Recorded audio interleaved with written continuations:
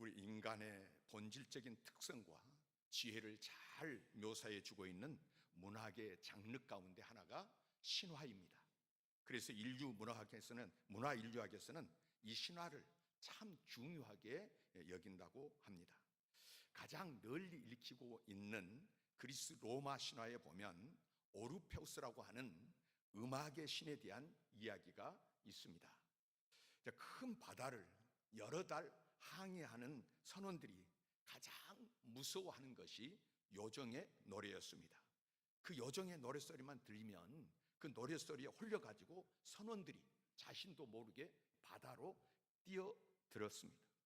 그러나 이 배에 오르페우스 신을 태우고 항해를 나선 이후에는 이런 일이 벌어지지 않았다고 합니다.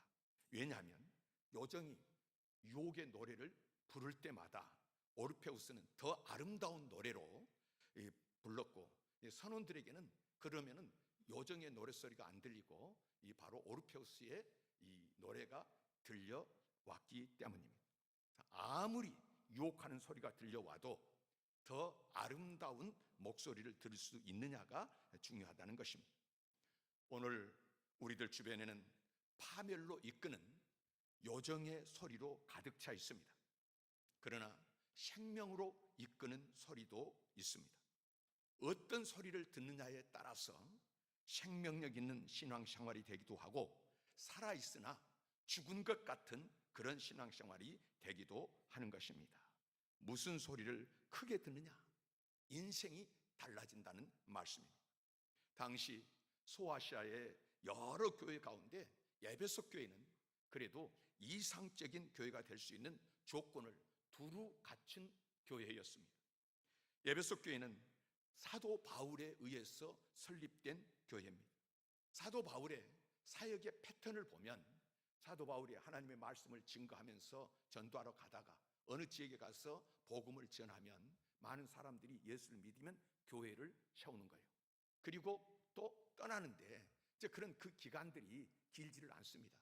몇 주 또는 몇 달, 길어야 몇 달 정도 이렇게 복음을 전하고 또 가서 교회를 세우고 또 떠나서 세우고 이렇게 했었는데, 유독 에베소 교회만큼은 설립 이후에 3년 동안이나 그곳에서 목회를 했습니다.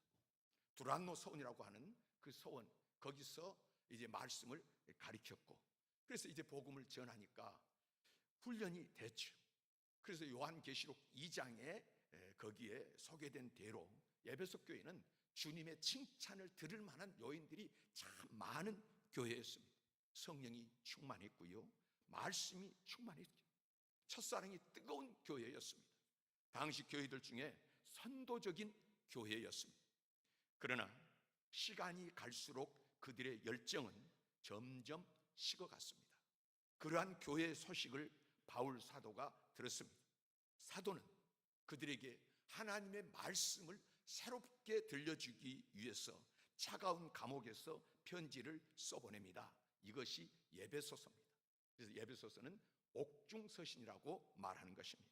이 편지에서 가장 먼저, 이 편지에서 가장 핵심적으로 중점적으로 언급하고 있는 것은 예수 그리스도를 구주로 믿는 우리 그리스도인들이 어떠한 존재가 되었느냐, 믿고 난 다음에 우리는 어떤 존재가 되었느냐, 하나님 앞에서 어떤 존재가 되었는지 우리 믿는 사람들의 정체성에 대해서 말씀해 주시는 것입니다. 예수 믿는 사람은 달라야 될 것 아닙니까? 하나님이 다르게 보실 것 아닙니까? 어떻게 보느냐, 우리 스스로 어떤 정체성을 가지고 살아야 되느냐 하는 것인데요, 3절을 보십시오. 그리스도 안에서 하늘에 속한 모든 신령한 복을 받은 존재가 그리스도인들이라고 말씀합니다. 하늘에 속한, 땅의 것도 우리가 어떤 복은 크다고 하지만 하늘이라고 할 때는 그 복이 얼마나 크고 엄청난지, 그리고 신령한 복이라고 할 때 특별한 복이라는 거예요. 우리 사람이 가지는 세상의 이런 복과는 차원이 다른 그런 복인 것을 말씀하고, 그 복을 받은 존재가 그리스도인이다 하고 말씀을 하시는 것입니다.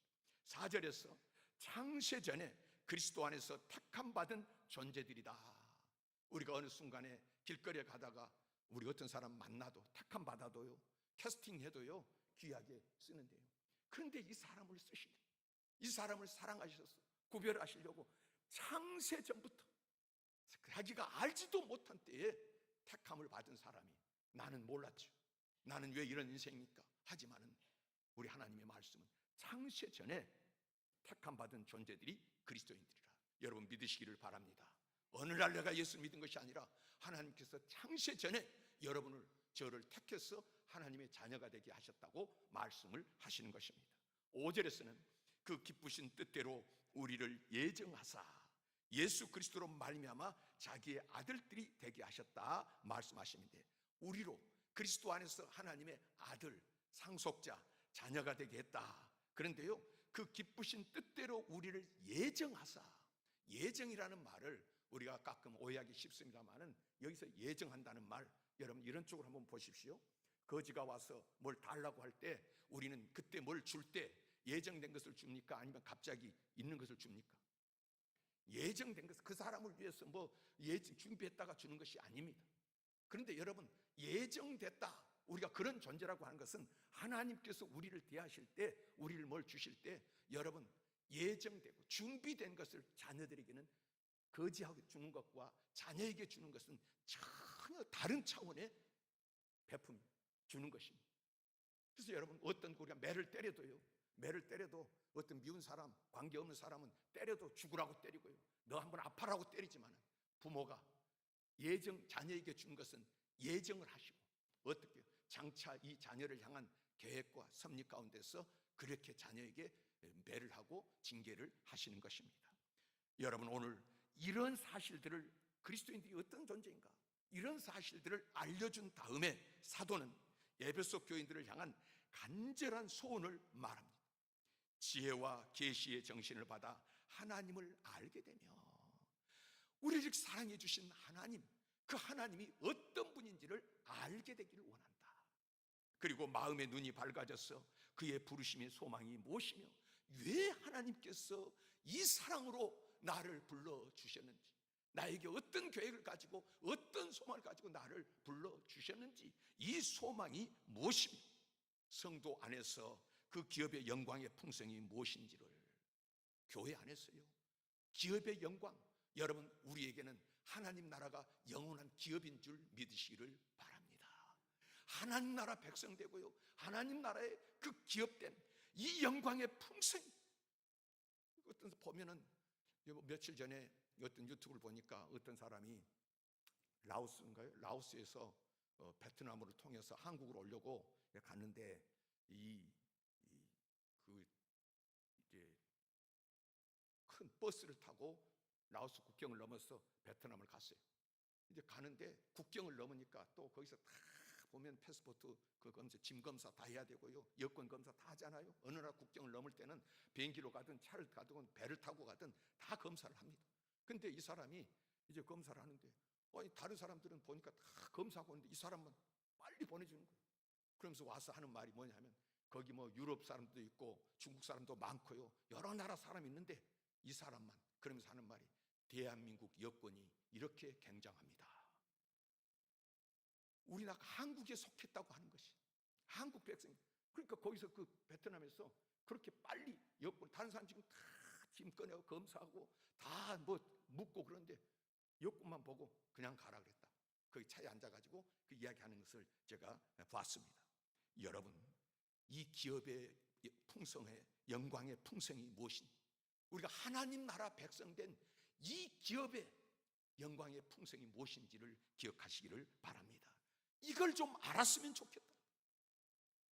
에베소 교회는 그동안 수준 높은 문화의 도시에 살면서 세상 문화에 젖어들었습니다. 풍요의 도시에 살면서 풍요에 젖었습니다. 그러는 중에 하나님의 소리보다는 세상의 소리에 더 귀를 기울였습니다. 하나님의 방법보다는 사람의 방법을 더 추구했습니다. 그렇게 되면서 그들이 잊은 것이 있습니다. 하나님께서 왜 나를 부르셨는지, 왜 우리를 부르시고 이 교회를 왜 세우셨는지를 잊었습니다. 교회에서 우리가 예수 안에서 한 지체가 되었다고 하는 사실이 얼마나 소중하고 복된 일인지 이것을 잊었습니다. 영광의 풍성이 무엇인지를 잊었다는 것입니다. 이것은 바울의 안타까움이고 우리 주님의 안타까움이었습니다. 한 철도원이 철도가 두 선으로 갈라지는 지점에서 열차가 가야 될 노선으로 그 철도를 연결시키는 일에 종사하고 있습니다. 큰 기차역에 가보면 이 기차가 이리 오면 이 선으로 다시 옮길 때는 선로를 옮기는 하는 것을 일한 사람도 있지 않습니까? 이분이 그런 일을 하고 있는데 어느 날 평소와 마찬가지로 저기서 기차가 오니까 이 방향으로 돌리기 위해서 선로를 옮겼습니다. 그런데 바로 그때 열차가 지나갈 그 자리에 어린 아들이 놀고 있는 것을 목격했습니다. 그는 기차가 지나갈 철도의 노선을 바꾸려고 뛰어갔지만 이미 기차가 그 안에 들어선 거예요. 그때 즉시 아들을 향해서 큰 소리를 외쳤습니다. 엎드려! 엎드려!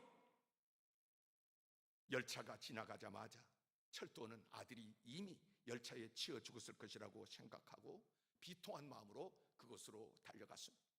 그러나 얼마나 다행스러운 일인지 그의 아들은 아버지의 말씀에 즉시 순종해서 몸을 엎드렸고 열차는 아들에게 아무런 해도 입히지를 않은 채 그 위를 지나쳤습니다. 그 아들은 아버지의 명령에 즉시 순종함으로써 자신의 생명을 구하였습니다.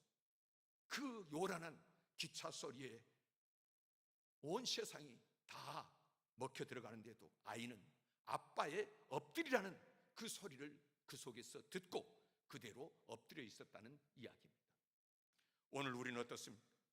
세상에 별의별 소리들이 들려오면 어떤 사람들은 그 별의별 소리, 그런 소리를 듣고 와가지고 오히려 저한테 와가지고 제가 잘못한 것처럼, 교회가 잘못한 것처럼 그 별의별 소리를 거기에 붙들려서 이야기를 하는 사람들이 있습니다. 세상은 온통 우리를 흔드는 그런 온갖 소리들로 차 있는데 이런 세상에서 지금 여러분은 어떤 소리를 듣고 사시는 것입니까? 하나님을 신뢰하면서 그분의 목소리를 크게 듣고 순종하면서 걷고 있으십니까? 아니면 또 다른 소리에 이끌려서 끌려가고 있는 것입니까? 무슨 소리를 듣고 따라가느냐? 거기에 따라서 풍요와 부요의 삶이 결정이 되는 것이고 우리의 생명이 결정이 되는 것입니다. 시골에 가보면 전에는 문전옥답이라면서 귀하게 여기고 잘 가꾸던 땅들이 잡초로 무성하게 덮여 있는 것을 보게 됩니다. 그런가 하면 어떤 땅들은 여전히 잘 가꾸어져서 온갖 열매로 풍성한 것도 보게 됩니다. 똑같은 땅인데 그것을 어떻게 가꾸느냐에 따라서 전혀 달라집니다.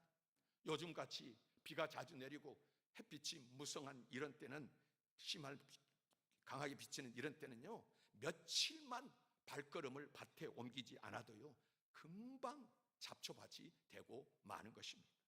예수 그리스도의 보혈로 교회는 거룩하게 구별되어 있습니다. 이 교회, 이 화단에 은혜의 씨앗이 심겨져 있는 것입니다. 그러나 여러분, 아무리 거룩하고 복된 씨앗이 이곳에 심겨져 있어도 가꾸지 않고 내버려 두면 금방 잡초밭이 되고 마는 것입니다. 기도와 말씀으로 가꾸어야 됩니다. 예배에 몇 번만 빠져보십시오. 목사라도요, 중직자라도요, 교회에 수십 년 신앙생활을 하는 사람이라고 해도요, 몇 번만 빠져보면 금방 그 10년과 삶이 황폐해지고 마는 것입니다. 에베소 교회는 잘 다듬어지고 정리된 밭으로 시작을 했습니다. 그곳에 아름다운 복음의 씨앗도 뿌려졌습니다. 그러나 몇 년이 지나자 신앙의 열심이 사라졌습니다. 처음 그 사랑의 열정도 식어졌습니다. 그래서 주님께서는 어디서 첫사랑을 잃어버리는지 찾으라고 말씀하시지 않습니까? 겉모양만 남은 잡초밭이 되고 만다는 것입니다. 이 소식을 옥중에 있던 사도가 들었습니다.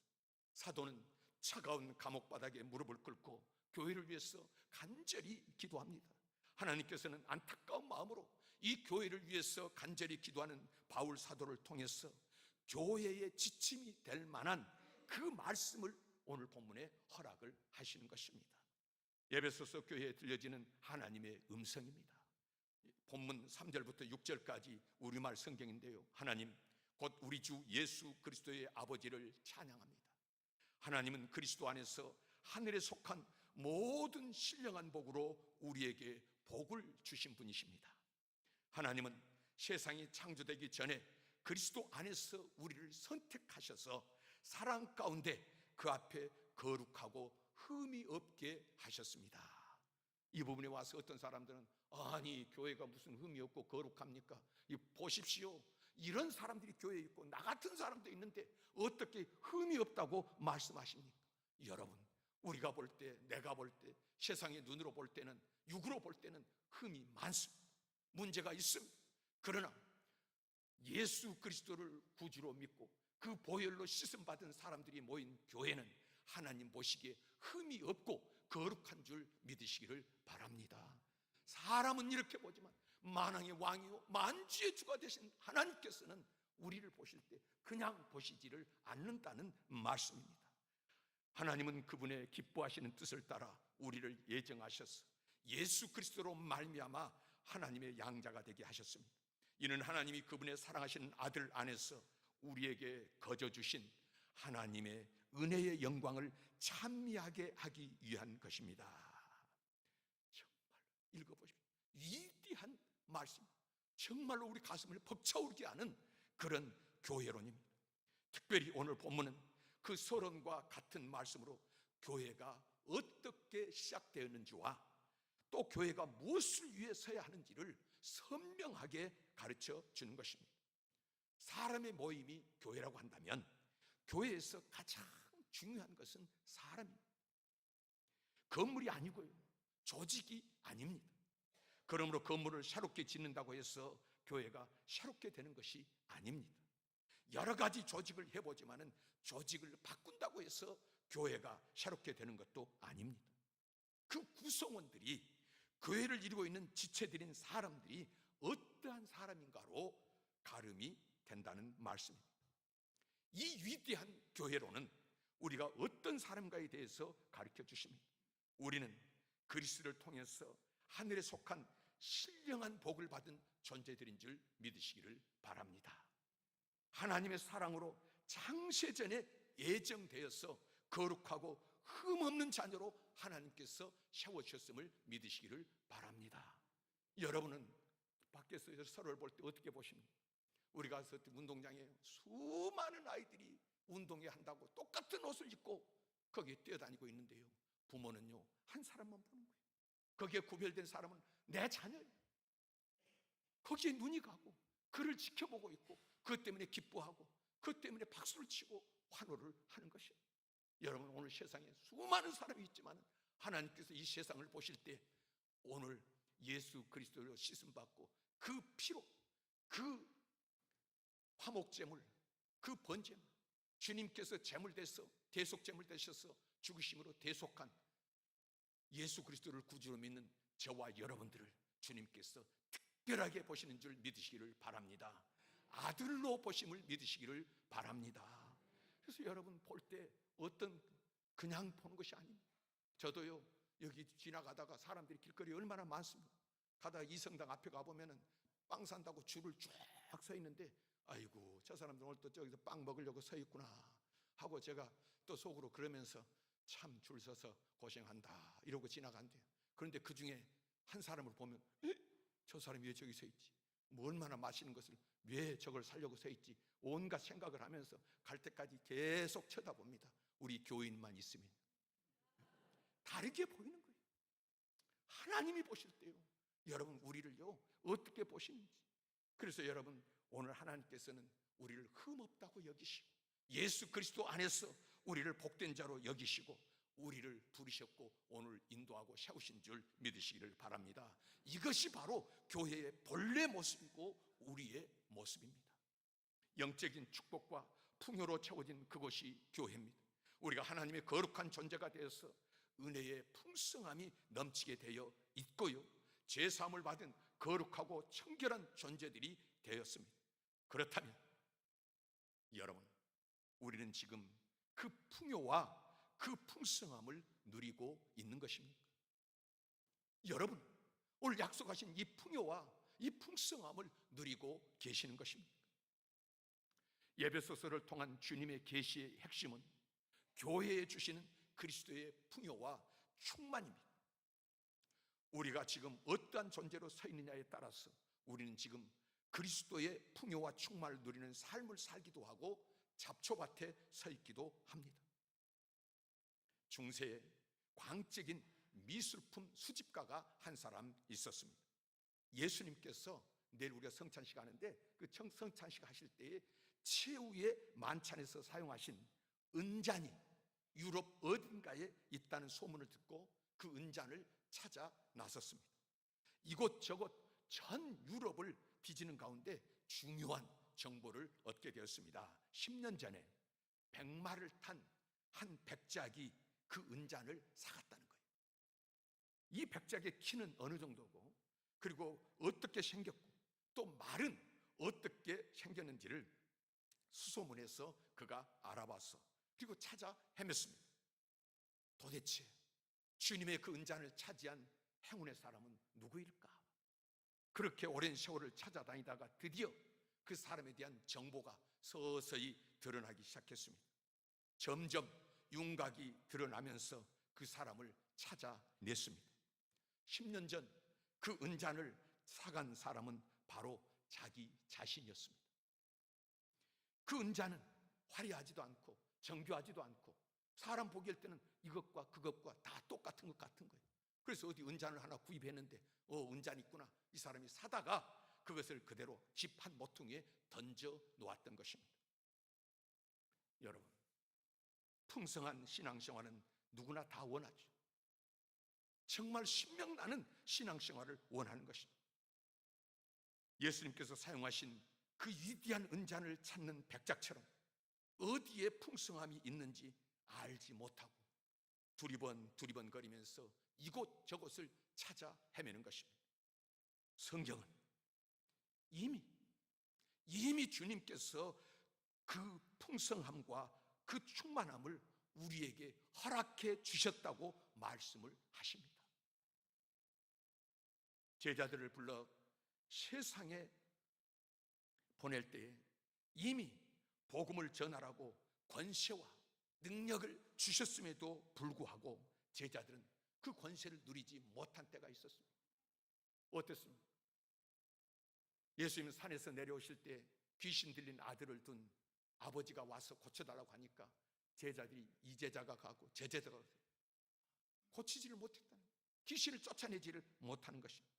그때 예수님께서 믿음이 없는 자들아 꾸짖으시고는 그 귀신을 쫓아내 주셨습니다. 있는데도, 주셨는데도, 그런데요, 나중에 이 제자들이 오순절 후에 성령 충만을 받고 어떻게 변했습니까? 성전 미문에 거지가, 성전에 오는 사람들은 인심을 잘 쓰니까 거기서 앉아가지고 나을 때부터 앉은 배이니까 무슨 소망이 있습니까? 거기서 늘 구걸을 하는데 늘 평상시에는 지나가던 사람들이 베드로와 요한이 가까이 오니까 이제는 뭐 돈 좀 주려나 하고 기다리고 있는데 와서 뭐라고 말합니까? 은과 금은 내게 없거니와 내게 있는 것으로 내게 주노니 곧 나사렛 예수 그리스도의 이름으로 일어나 걸으라. 내게 있는 것 있다는 것. 볼 때 베드로 옷도 행색도 시원치 않은데 이 사람이 내게 있는 것으로 하면서 나사렛 예수 이름으로 일어나 걸으라 했더니 이 안진뱅이가 일어나 걸으며 걷기도 하고 뛰기도 하며 하나님을 찬양했다고 기록하고 있는 것입니다. 여러분, 오늘 주님께서 저와 여러분들에게 이 풍성한 은혜와 권세 능력을 주신 줄 믿으시기를 바랍니다. 그런데 이 잔을, 이 풍의 은잔을, 이 축복의 잔을 창고에 던져놓고 살아가고 있다고 하면 그 사람은 과연 어떤 사람입니까? 에베소 교회는 바울이 있을 때 잘 서왔습니다. 그러나 바울이 떠난 이후에 그들은 추락하기 시작합니다. 영적인 부요와 풍요를 잃어버린 것이 사람 때문이라고, 누구 때문이라고 생각합니다. 그러나 성경을 통해서 주님께서는 사람이나 환경이 가져다 주는 것이 아니라고 말씀하십니다. 신령한 복을 주신 분은 하나님이신 줄 믿으시기를 바랍니다. 그리스도 안에서 영적 부요를 누리게 하신 분도 하나님이십니다. 그래서 하나님께서는 분명히 선언하십니다. 그것이 이미 여러분에게, 그것이 이미 우리에게 주어졌다고. 이제 그것을 가꾸고 보존해야 됩니다. 누려야 합니다. 그것을 잃어버리지 않기 위해서 온 교회가 관심을 가져야 됩니다. 잃어버리지 않기 위해서 우리의 관심과 시선이 어디에 있는가를 살펴보고 믿음의 사람답게 살아야 한다는 말씀입니다. 19세기 프랑스는 귀족 사회가 부정부패로 가득 찼습니다. 향락과 쾌락만을 쫓아서 분주했습니다. 정치가였던 가스통 피에르 마스크르는 자성의 고백을 합니다. 지체 높은 사람은 그에 걸맞은 의무가 있다. 지체 높은 사람은 거기에 맞는 의무가 있다. 이렇게 말했습니다. 이렇게 말하니까 좀 촌스럽습니까? 이 말을 프랑스로 하면은 그 유명한 노블레스 오블리지, 풍요를 누리는 사람은 그에 걸맞는 책임이 주어집니다. 구원받고 택함받아 하나님의 자녀가 된 사람은 이제 그에 걸맞는 책임이 주어졌다. 하나님께서 왜 나를 택하시고 하나님께서 왜 이 교회를 세워주시고 그 은혜를 부어주시는가? 본문의 주님은 우리를 택하심이 영광을 찬송하게 하려 하심이라고 말씀하고 있습니다. 본문에 보십시오. 3번이나 영광의 찬송이 되게 하시려고 우리를 부르시고 그리스도의 부요를 누리게 하셨다고 말씀하십니다. 영광의 찬송이라는 말은 우리 기독교인의 삶의 중심을 말합니다. 그래서 예배라는 말로 이 단어를 대신하기도 하죠. 두크 대학의 교수인 제프리 웨인라이트는 신학의 최종적인 목적, 신학의 최종적인 지향점은 영광의 찬송이라고 했습니다. 여러분, 어찌 신학뿐이겠습니까?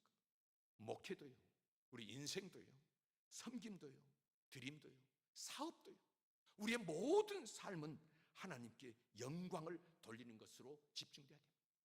그래서 우리 사도신경의 마지막에 나라와 권세와 영광이 영원히 아버지의 것입니다.